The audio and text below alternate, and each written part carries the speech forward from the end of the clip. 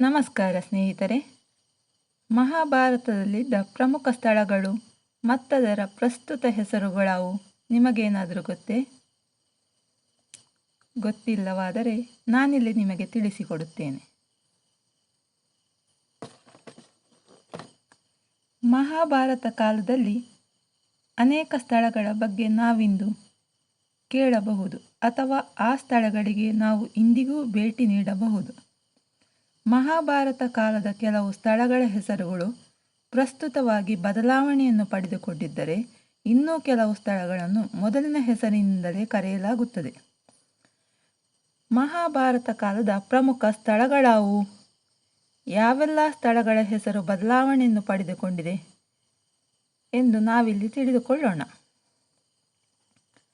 ನಮಗೀಗಾಗಲೇ ತಿಳಿದಿರುವಂತೆ ಮಹಾಭಾರತವು ಹಿಂದೂ ಧರ್ಮದ ಪವಿತ್ರ ಗ್ರಂಥ. ಮಹಾಭಾರತಕ್ಕೆ ಸಂಬಂಧಿಸಿದ ಅನೇಕ ನಗರಗಳ ವಿವರಣೆಗಳನ್ನು ನಾವು ಗಮನಿಸಬಹುದು. ಮಹಾಭಾರತದಲ್ಲಿ ಉಲ್ಲೇಖಿಸಲಾದ ಅನೇಕ ಪ್ರಸಿದ್ಧ ಸ್ಥಳಗಳನ್ನು ನಾವು ಇಂದಿಗೂ ನೋಡಬಹುದು. ಆದರೆ ಮಹಾಭಾರತಕ್ಕೆ ಹೋಲಿಸಿದರೆ ಪ್ರಸ್ತುತ ದಿನಗಳಲ್ಲಿ ಆ ಸ್ಥಳಗಳ ರೂಪ ಮತ್ತು ಹೆಸರುಗಳಲ್ಲಿ ಒಂದಿಷ್ಟು ಬದಲಾವಣೆಗಳಾಗಿವೆ.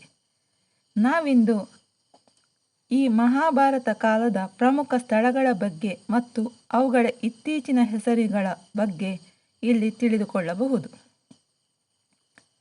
ಮೊದಲನೆಯದು ಇಂದ್ರಪ್ರಸ್ಥ.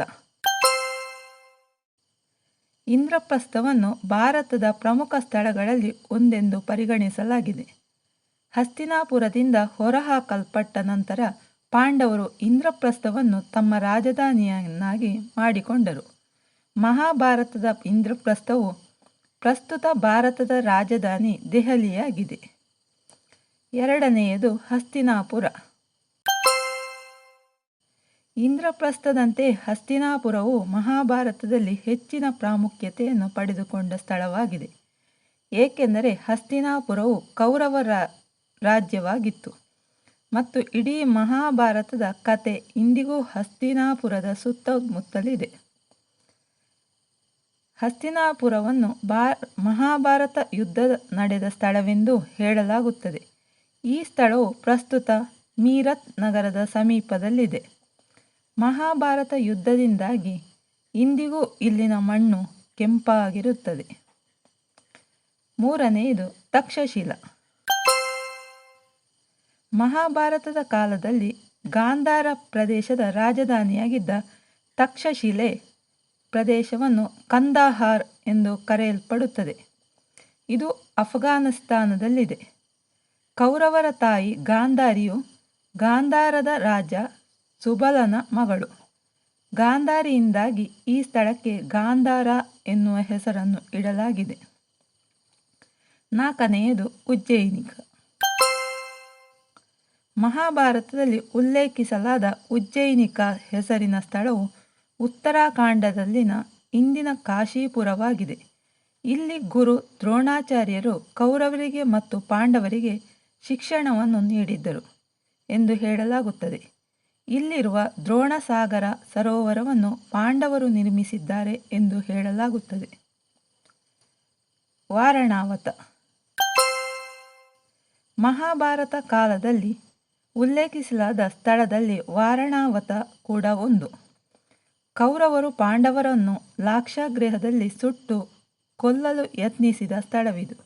ಈ ಲಾಕ್ಷಾಗೃಹವು ಇಂದು ಉತ್ತರ ಪ್ರದೇಶದ ಬಾಗ್ಪತ್ನಲ್ಲಿದೆ.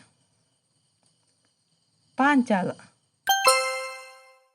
ಪಾಂಚಾಲ ರಾಜ್ಯವು ದ್ರೌಪದಿಯ ತಂದೆ ದೃಪದನ ರಾಜ್ಯವಾಗಿತ್ತು. ನಂಬಿಕೆಗಳ ಪ್ರಕಾರ ಇಂದು ಈ ಸ್ಥಳವು ಹಿಮಾಲಯ ಮತ್ತು ಚಂಬಾ ನದಿಯ ನಡುವಿನ ಪ್ರದೇಶದಲ್ಲಿ ನೆಲೆಗೊಂಡಿದೆ. ಈ ಸ್ಥಳದಲ್ಲಿ ಪಾಂಡವರೊಂದಿಗೆ ದ್ರೌಪದಿಯ ವಿವಾಹವಾಯಿತು ಎಂದು ಹೇಳಲಾಗುತ್ತದೆ. ವೃಂದಾವನ.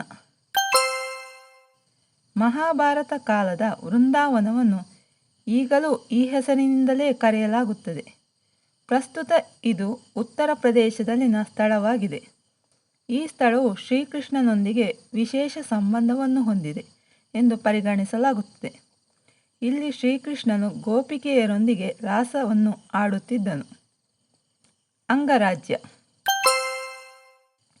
ಕರ್ಣನ ರಾಜ್ಯವಾದ ಅಂಗದೇಶದ ಬಗ್ಗೆ ಭಿನ್ನಾಭಿಪ್ರಾಯವಿದೆ. ಕೆಲವರ ಪ್ರಕಾರ ಬಿಹಾರದ ಭಾಗಲ್ಪುರವು ಮಹಾಭಾರತ ಕಾಲದ ಅಂಗದೇಶವಾಗಿದೆ. ಆದರೆ ಕೆಲವರ ಪ್ರಕಾರ ಉತ್ತರ ಪ್ರದೇಶದ ಗೊಂಡವನ್ನು ಕರ್ಣನ ರಾಜ್ಯವೆಂದು ಪರಿಗಣಿಸಲಾಗುತ್ತದೆ. ಈ ಕಾರಣದಿಂದ ಅಂಗರಾಜ್ಯದ ಬಗ್ಗೆ ಭಿನ್ನಾಭಿಪ್ರಾಯವಿದೆ. ಮಥುರಾ ನಗರದ ವಿವರಣೆಯು ಮಹಾಭಾರತದಲ್ಲಿಯೂ ಕಂಡುಬರುತ್ತದೆ. ಇಂದಿಗೂ ಈ ಸ್ಥಳವನ್ನು ಮಥುರಾ ಎಂದೇ ಕರೆಯಲಾಗುತ್ತದೆ. ಶ್ರೀಕೃಷ್ಣ ಈ ಸ್ಥಳದಲ್ಲಿ ಜನಿಸಿದನು ಎನ್ನುವ ಕಥೆಯೂ ಇದೆ. ಇಂದಿಗೂ ಶ್ರೀಕೃಷ್ಣನ ಈ ಜನ್ಮಸ್ಥಳಕ್ಕೆ ಭಕ್ತರು ಆಗಮಿಸುತ್ತಾರೆ. ಈ ಮಾಹಿತಿ ನಿಮಗೆ ಇಷ್ಟವಾದರೆ ವಿಡಿಯೋವನ್ನು ಲೈಕ್ ಮಾಡಿ, ಶೇರ್ ಮಾಡಿ ಹಾಗೂ ನಮ್ಮ ಚಾನಲನ್ನು ಸಬ್ಸ್ಕ್ರೈಬ್ ಮಾಡಿ. ಧನ್ಯವಾದಗಳು.